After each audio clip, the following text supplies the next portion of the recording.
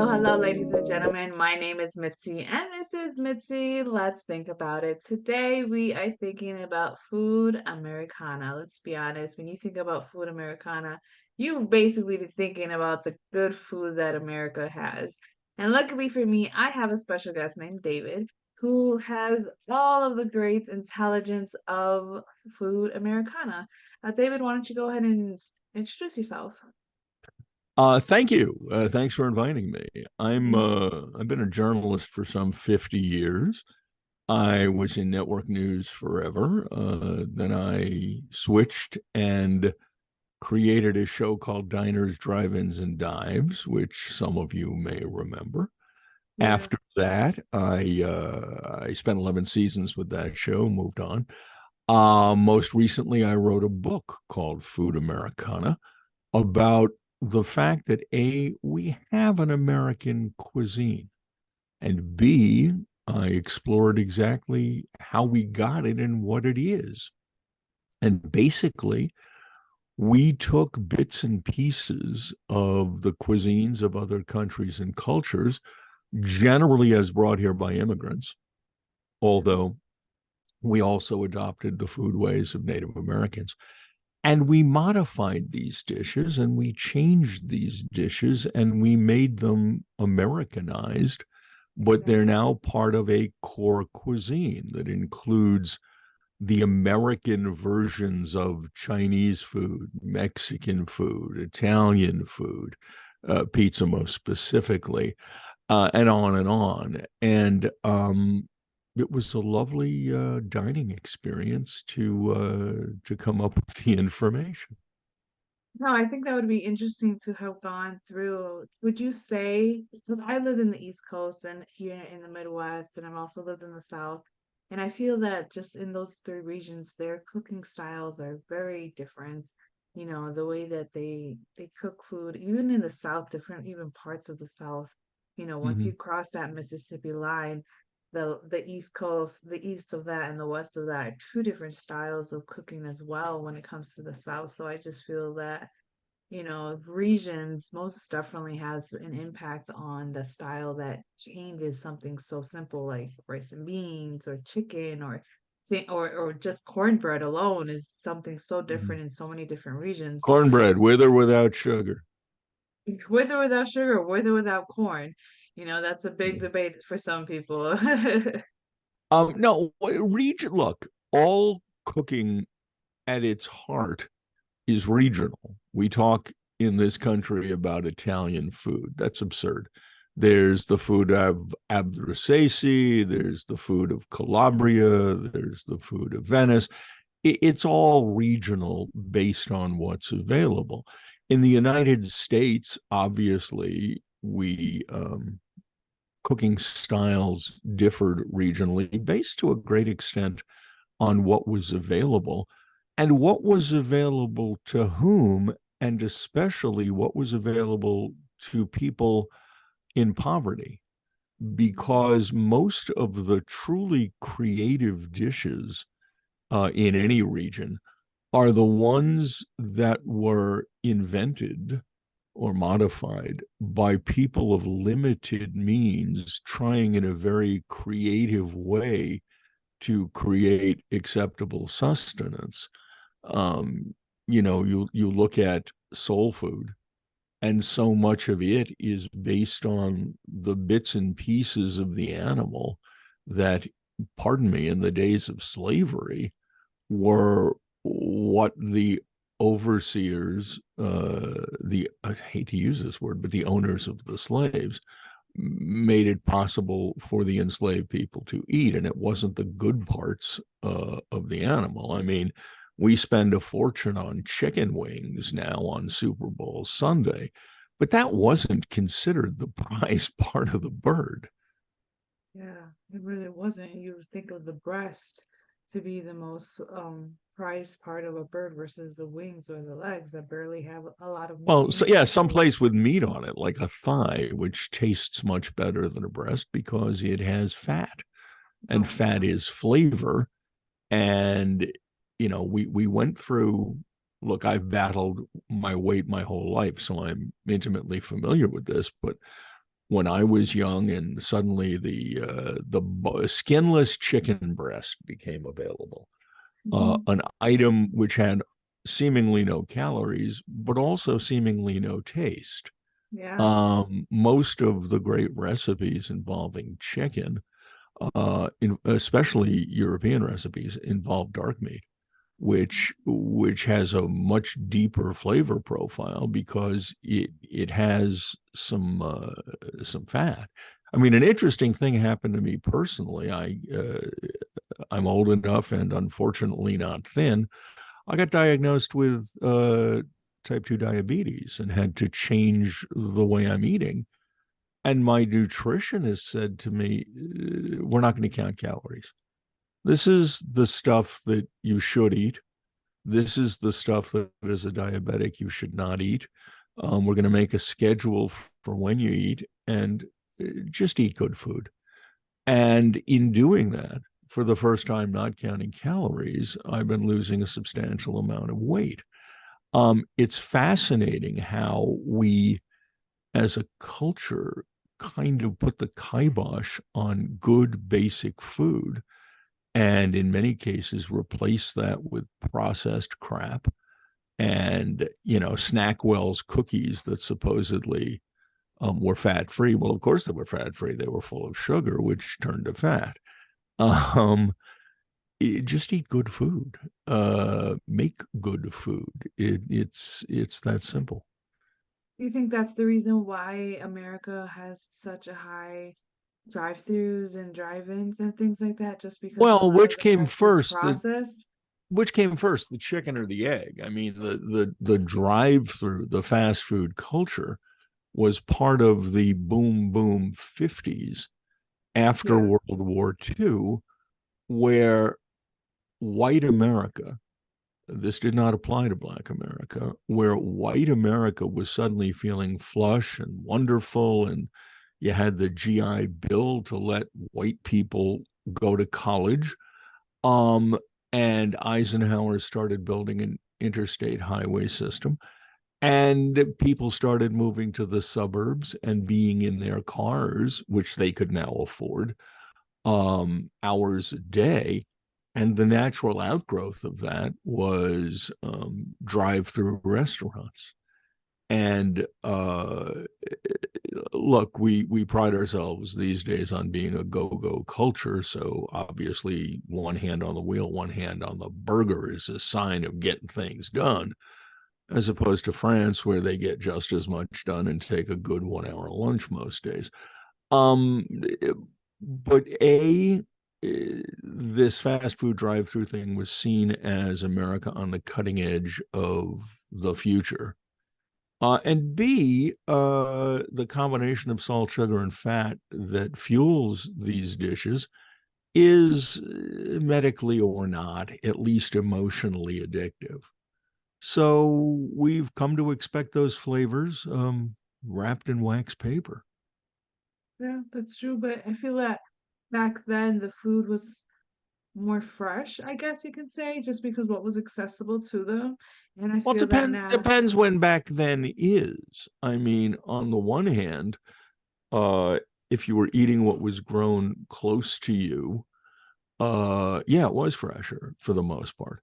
But so-called technological advances over time modify, there's all this talk today about genetically modified. Well, they've been growing strains of produce for decades that have been grown for a certain attribute. For example, tomatoes are grown to be round so that they can be transported in those containers. They have not been genetically engineered to taste good. I live in New Jersey. There is a brief period of the summer when we get Jersey tomatoes. They're the ugliest, most misshapen tomatoes on earth. They're also the best, hmm, unquestionably. It's it's what interesting. happened is we stopped needing to eat seasonally as our fascination with science and mechanized um, food production made it possible to have strawberries all year, even though they're really only good at a certain time of the year. Made it possible to have all sorts of seasonal foods available all the time. But the result is A, we've come to expect it, and B, the flavor profiles of those foods have been substantially watered down. Now, it's hard. My wife and I tried one winter. We said, we're going to eat seasonally. We're just going to do what people used to do in the winter, which meant canning tomatoes when they were in season, and then in the winter eating root vegetables. Based on what has happened to our desires about food, I found it impossible. But I tried. Yeah, you try. So it became impossible just because you already felt the luxury of having whatever you wanted at any Yeah, I time. wasn't. Time There's only so many days you can eat a parsnip. and soups and soups and Yeah, a soups. lot of soup. Oh, I could only imagine. Yeah, I'm not a soup person. I'm never Neither been a am I. soup My person. wife is a soup person. I look at that stuff you can drink, and I think that ain't a meal. Yeah, exactly. I'm like, It this can is be a what is nice this? addition. I mean, gazpacho is a great starter in the summer. But with wait, there's one exception. Really, really good clam chowder where it doesn't taste like minestrone soup if it's red. It doesn't taste like milk if it's white, where it tastes of clams. That's a good Mm-hmm. soup. Mm-hmm. Yeah, but always having something on the side, like a bread, some crackers, or some croutons. No, those Got little I mean, oyster you know what I mean? I need crackers. to have, yeah, or oyster crackers. Thank you. I need a crunch with my soup. Like I love those like clam chowder and broccoli and cheddar and chicken and rice. Like, oh, those are so great, but I need something else. I need some crunch Need a to little it. crunch on the side. Yeah, I need that Well, crunch on the that's side. why croutons are so great on French onion soup. You know what? I have not tried French onion soup because when I was a What? CNA, I always had to serve it to my patients and it always had a weird smell. Like it smelled bland, like it smelled like just onions, but when I tasted it, it didn't taste like anything. So I was just like, yeah, I'm okay. So yeah, I Well, never you were tried French serving them. onion soup. You were serving the medical industry soup. That's true, where Go it's to a supposed to be good bland. brasserie or any French restaurant and ask for French onion soup. You'll get a better experience. Okay. Okay. Well, that's good to know. Next time I'm gonna order the French onion soup if I feel the environment is good. So I guess leading up to that, how do you necessarily know when you're entering into a good restaurant or just a place where that they serve food? How do you know if the food's gonna be good? By the smell Well, or by how it uh, looks? on the one hand, it depends where you live. If you live in a food intensive environment, such as New York, New Orleans, San Francisco, Paris, Rome, you stand a much better chance walking into a restaurant and being surprised by a lovely experience than, pardon me, um, you would necessarily get in Indianapolis. Correct. Um, Pardon me, my allergies just hit Oh, me. oh, you are perfectly fine. I had allergies just a couple months ago, and man, Ooh, they were that was deadly. bad.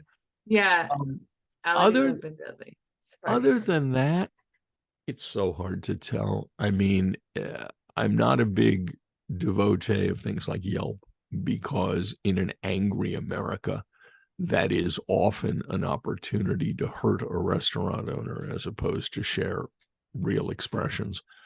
Um, when we were looking to book places for diners, one of the places we always started was local magazines, the city magazine, the state magazine, the newspaper, and read what their food writers are saying. And that'll give you an idea. If I'm going to a new city, I will immediately pull up the food columns that have been written there over the last couple of months to get an idea of what at least some professionals think about various items. Number two, I got to tell you, this is going to sound so basic and so stupid, but You get an awful lot of good food recommendations from Uber and taxi drivers because I'm much more interested in the places people really eat than Mm-hmm. in shishi places I'm told to eat. We went to Charleston not that long ago and had an absolutely incredible meal at Husk, which is a very well known restaurant, considered one of the best in the country. It was a fantastic meal.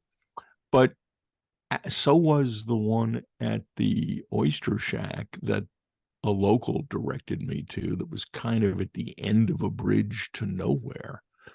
Um, and the food was extraordinary. I really, really trust knowledgeable locals to tell me where to eat. Yeah, I think that is a great key point because sometimes the locals they know those gems or they know the people who started those small come up ones. And yeah, you're right. Sometimes those little small places are a lot better than those mainstreams like fast food stores that are there. That is very, very true. I guess because when when people from outside of America, when they've always asked me since I'm American, do we just eat steak and potatoes all the time? And it's like American food is more than steak and potatoes because it's like you said earlier, we've Americanized almost every culture at this point. And I guess Mhm. leading to my question is which food outside of America it has become very popular in your eyes? Food Because I from mean, elsewhere? yeah, Well, food yeah, from outside. Yeah, what would I be? now believe sushi is an American food.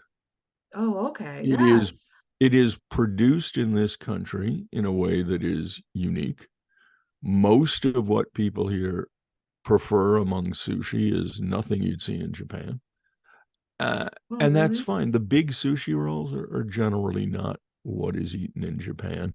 Sushi rolls with spicy mayonnaise are definitely not what's eaten in Japan, but that's fine. We have developed an American sushi style of our own. I mean, Oklahoma, in my book, I profiled a gas station sushi bar where they make legit sushi of any type, but the most popular in this gas station across from an air base in Oklahoma, the most popular is deep fried sushi rolls. They make an entire roll and then they toss it in the deep fryer.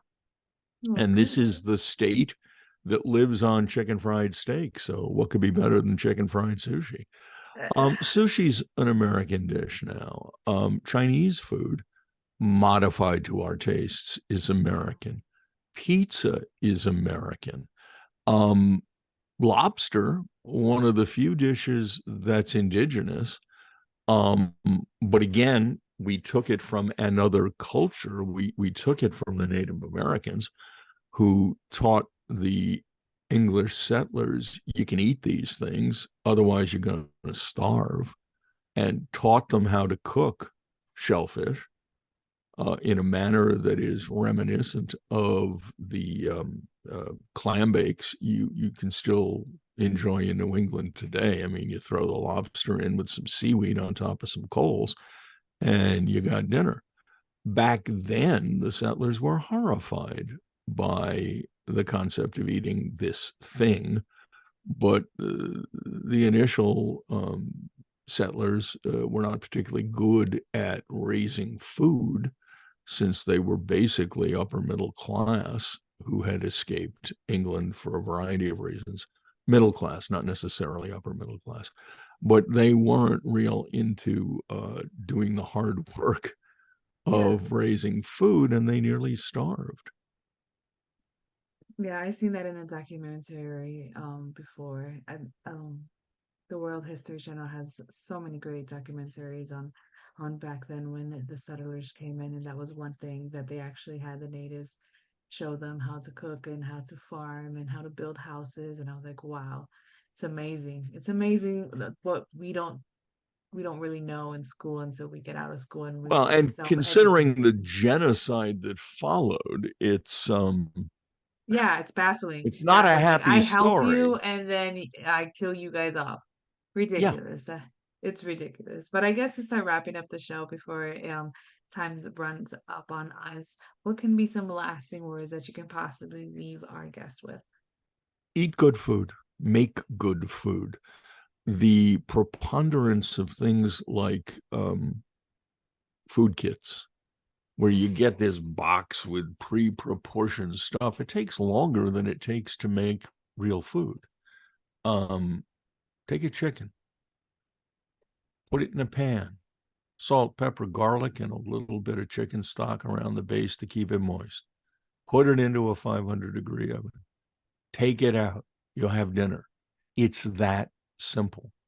And I wish, again, I mentioned earlier, um, just eating what's good as opposed to counting calories. That would be my mantra these days. Now, that doesn't mean it's got to be organic, naturally certified to come from Mars or whatever. There's an awful lot of jargon that gets used around supposedly healthy food. Um, get as close to the source as you can, and cook simply but well. Oh, wow, that's nice. Simple words, you simply put it. I think that is easy said than done. I think people make cooking seem harder than what it has to. They overcomplicate it because in Mm-hmm. reality, it's as simple as what you said. Sometimes you don't need 500 ingredients to make it taste good. Sometimes adding all those 500 ingredients makes it taste salty and nasty and just like, ugh, you ruined the food. There you go. I mean, I am a late in life convert to the reverse sear. You familiar with that? I have no Okay. idea. Please Here's the reverse explain. sear. Most people cook steak by searing it Uh-huh. on the outside and then leaving it in that pan to continue cooking, which means that the seared area gets bigger and bigger, and the evenly cooked area that is at the temperature you want it to be is smaller and smaller. The reverse sear, you take a piece of meat, you cook it initially at a low temperature. I use 275.